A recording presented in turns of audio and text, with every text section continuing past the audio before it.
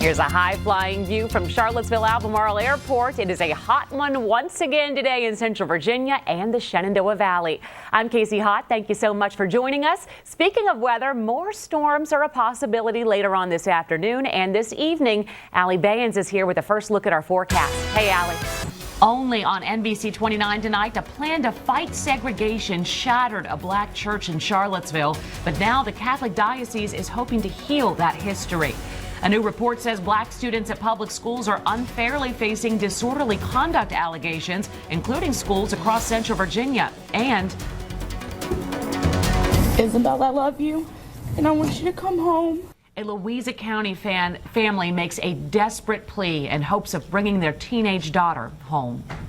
Live in high definition from the area's most experienced news team, this is NBC29 HD News at 6.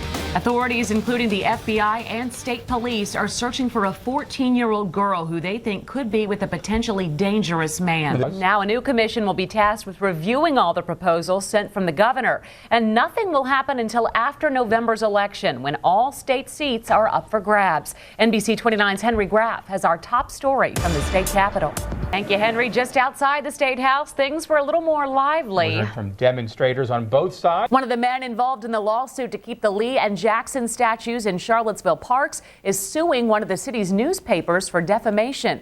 Edward Dickinson Talo II wants $1.3 million from Seville Weekly, reporter Lisa Province, and University of Virginia Associate Professor Jelaine Schmidt. Legal Aid Justice Center says the disorderly conduct code is being used in situations that should be handled by schools, not courts. NBC29's Henry Graff has the details from the center's Charlottesville headquarters tonight. Hi, Henry. Tonight, an advisory committee weighing a potential name change recommended the school division adopt a new moniker. NBC29's Pete DeLuca joins us live in the newsroom with details. Hi, Pete. People in Charlottesville are learning more about the deep history of enslaved people in the area as part of a walking tour.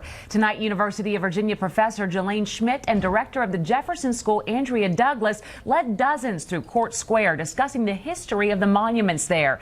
That tour was held to coincide with the second anniversary weekend of the August 2017 violence.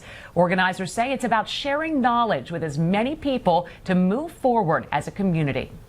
A program with Albemarle County Public Schools is helping a family get back on their feet after they lost everything in a fire earlier this month.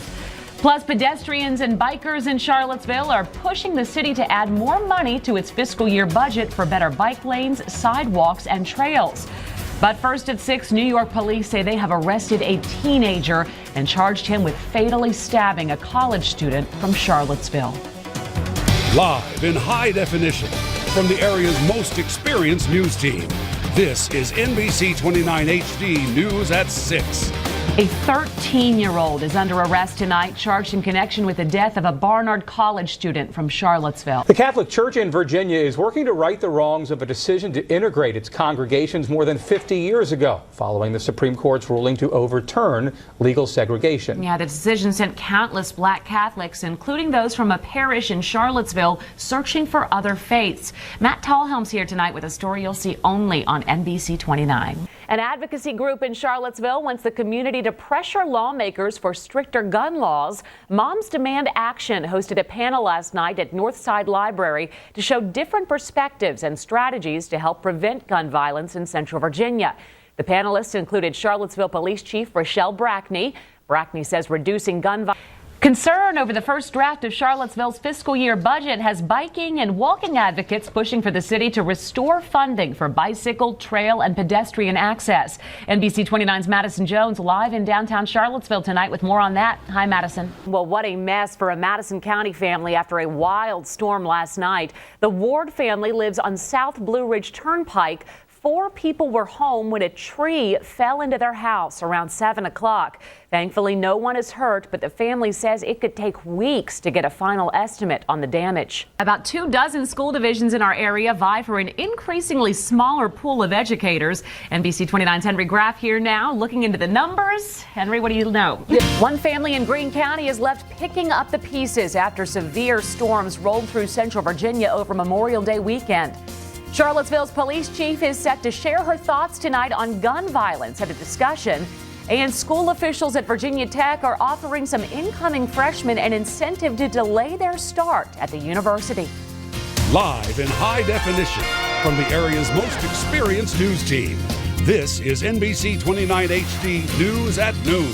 Thanks so much for joining us. A Central Virginia family is picking up the pieces after a storm blew through the area over the weekend. While many people weren't impacted, one family took a direct hit. NBC29's Lowell Rose is in Greene County. Lowell Rose live for us. Thank you, Lowell. Officials in Charlottesville are working on a way to get feedback from landlords on the city's affordable housing crisis. The Housing Advisory Subcommittee is putting together a survey for landlords in the city. That survey could prevent an event similar to the displacement of tenants at the Belmont apartment complex earlier this month. A lot of skaters have been taking advantage of Charlottesville's McIntyre Skate Park since it opened earlier this year. But now with the sun setting earlier and earlier each night, the city is looking to make some changes to keep people having a good time. NBC29's Annie Schroeder joins us live tonight with a look at how. Hi, Annie. Yeah, this year's corn maze at Liberty Mills Farm covers a whopping 33 acres with 10 miles of trails. NBC29's Carly Kempler shows us a sky-high view in between the stalks. The hills at Nelson County's Wintergreen Resort are coming alive with the songs of famed composers Rodgers and Hammerstein. NBC29's Matt Tallhelm takes us behind the scenes as the cast rehearsed in its theater for the very first time. Well, Albemarle County supervisors are discussing a number of issues affecting community members tonight, including jump-starting Biscuit Run Park and innovating public transportation services. NBC29's Carly Kempler joins us live at the county office building with details on that. Hi, Carly.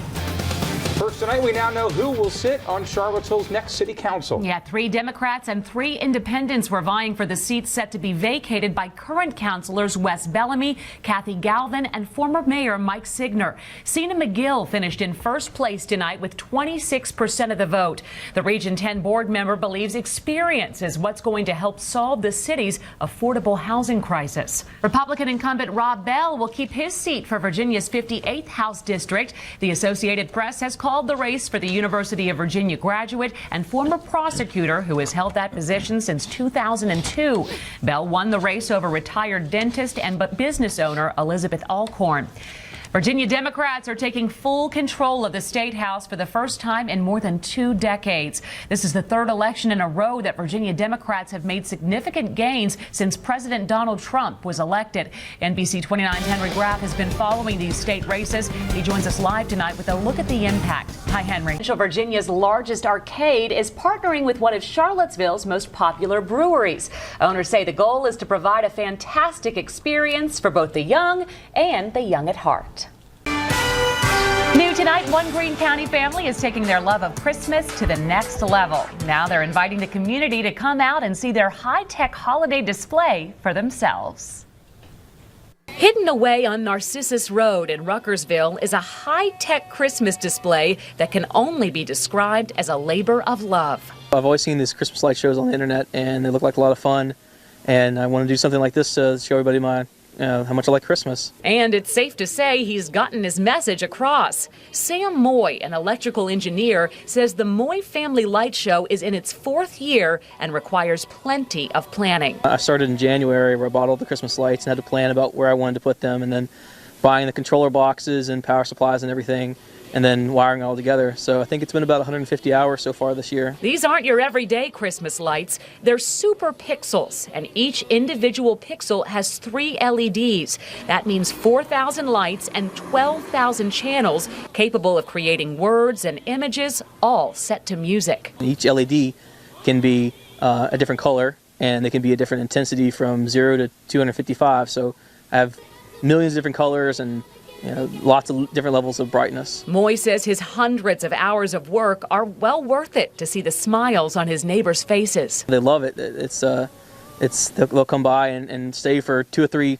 times. They'll listen to the song 2 or 3 times. But he says his biggest fans are his children, 3 and 5 years old, who have inherited his love for the holiday. The lights turn off at night and then turn back on in the morning for them when they get on the bus to go to school, just so they can see it in the morning.